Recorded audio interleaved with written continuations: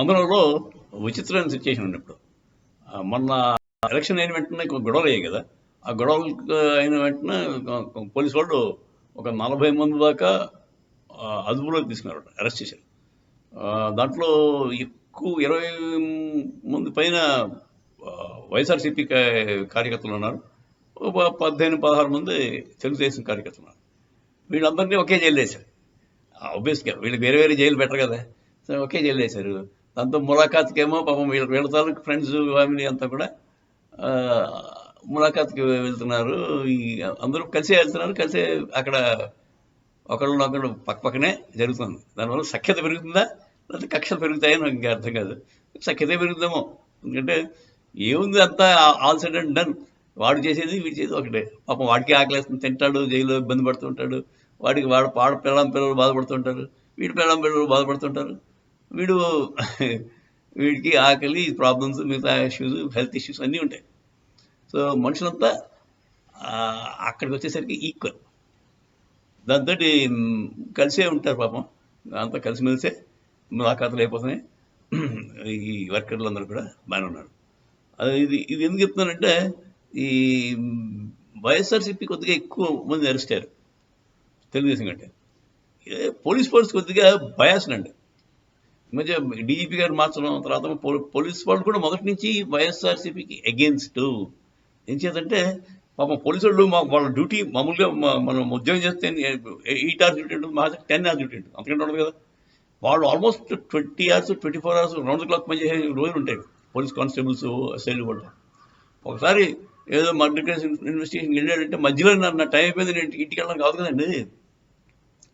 నా duty time అయిపోయిందండి, 9 to 5 చేస్తానని చెప్పి ఇంటికి వెళ్ళిపోతాడే.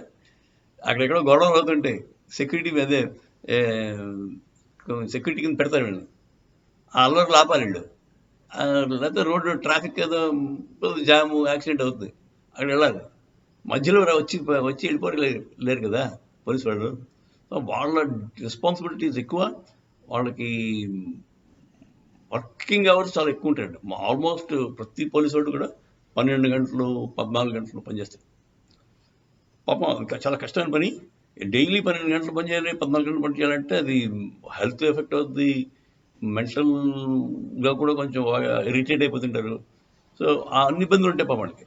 కానీ దానికి ఒక చిన్న విసురుబాటు ఏంటంటే వాళ్ళకి ఈ కాంపెన్సేట్ చేస్తారండి. కాంపెన్సేట్ చేసి సెలవులు కూడా ఉండేవాళ్ళకి, ఆదివారం సినిమాలు కూడా ఉండేవాళ్ళు, ఆదివారం నాడు ఇంకెక్కువ ఉంటుంది. సో వాటన్నిటికీ కూడా వాళ్ళకి కొంత ఫైనాన్షియల్గా కాంపెన్సేట్ చేస్తారు. వాళ్ళు పనిచేసిన దానికి అంతా కూడా రాసుకుని వాళ్ళు ఎక్స్ట్రా పని చేసిన దానికి అన్నిటికీ కూడా వాళ్ళు డబ్బులు ఇస్తారు.